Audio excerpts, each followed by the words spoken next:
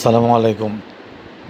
ভারতের মিডিয়াগুলো যে ধরনের ভুল মিথ্যা কথা বলতেছে সারা বিশ্বের মধ্যে, এই জন্য আমরা তীব্র নিন্দা জানাই, এর জন্য আমরা তীব্র প্রতিবাদ জানাই, এই জন্য আমরা তীব্র নিন্দা জানাই।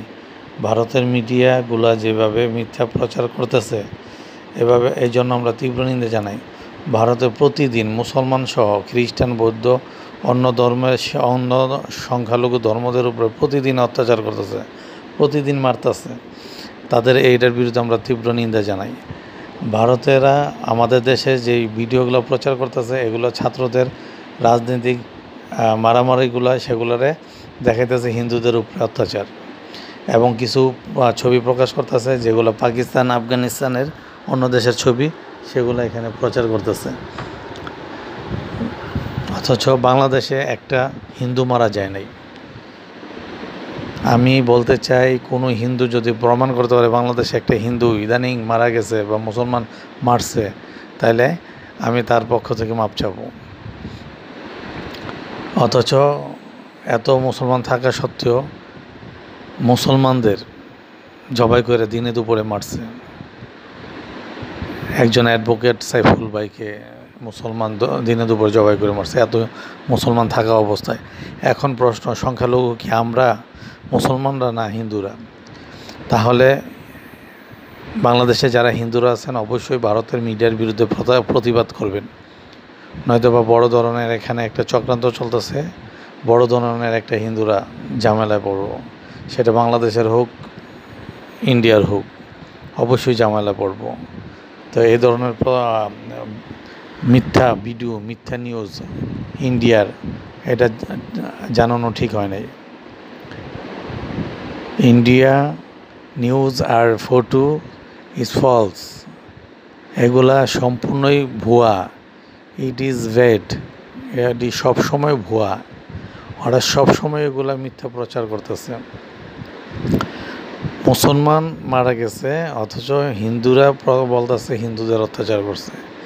এখন পর্যন্ত একটা হিন্দুকে অত্যাচার করে নাই। যারা মারছে তারা হিন্দু না, তারা সন্ত্রাস, তারা ইসকন সন্ত্রাস, তাদের অ্যারেস্ট করতেছে। এখন আপনাদের বাড়ির চোর ধরলে চোর ধরবো না? মুসলমানদের বাড়িতে চোর যদি ঢোকে চোর ধরবে না? কোনো অত্যাচারী অপরাধ ঢুকলে ধরবে না? তাই আমরা তো, পুলিশরা তো সেটা করতেছে, অথচ ইন্ডিয়া সেগুলো ভুলভাল প্রমাণ ইন্ডিয়া দিতেছে। আর এগুলা দেখে ইন্ডিয়ার জনগণ, তাদের দোষ নাই, তারা ভুল কথাবার্তা বলতেছে। মোদি পুরা দেশটাকে এবং তার নেতারা পুরা দেশটাকে একটা যুদ্ধের দিকে নিয়ে যেতেছে। ইন্ডিয়ায়, ভারতে প্রতিদিন মুসলমান সহ সংখ্যালঘু সব ধর্মের মানুষের উপর অত্যাচার করতেছে। কিছুদিন আগেও উত্তরপ্রদেশের মসজিদ কেন্দ্র নিয়ে অনেকগুলো মুসলমানদের মারছে।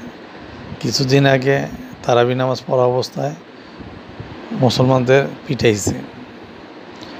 এর আগে অনেক কাশ্মীরে অনেক মুসলমানদের মারছে।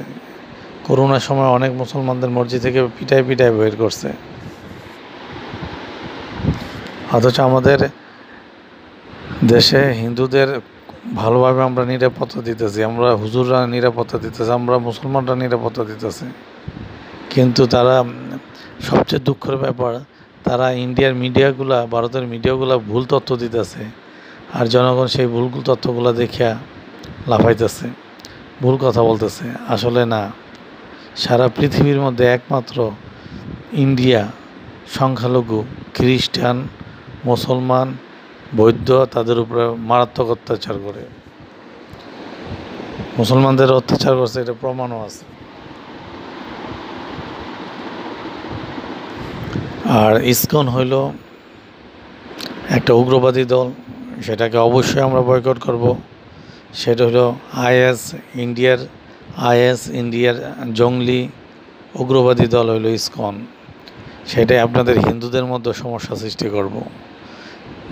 উগ্রবাদী ইসকন হিন্দু, তারা হিন্দুদের মধ্যে সমস্যা করব। এই জন্য আমরা বারে বারে তীব্র প্রতিবাদ জানাইতেছি, ভারতের মিডিয়ার প্রতি তীব্র প্রতিবাদ জানাইতেছি, ভারতের মিডিয়াকে তীব্র প্রতিবাদ জানাইতেছি। তারা সঠিক তথ্য দেয়, আর যারা জানবেন না তারা সঠিক তথ্য জেনে নেন।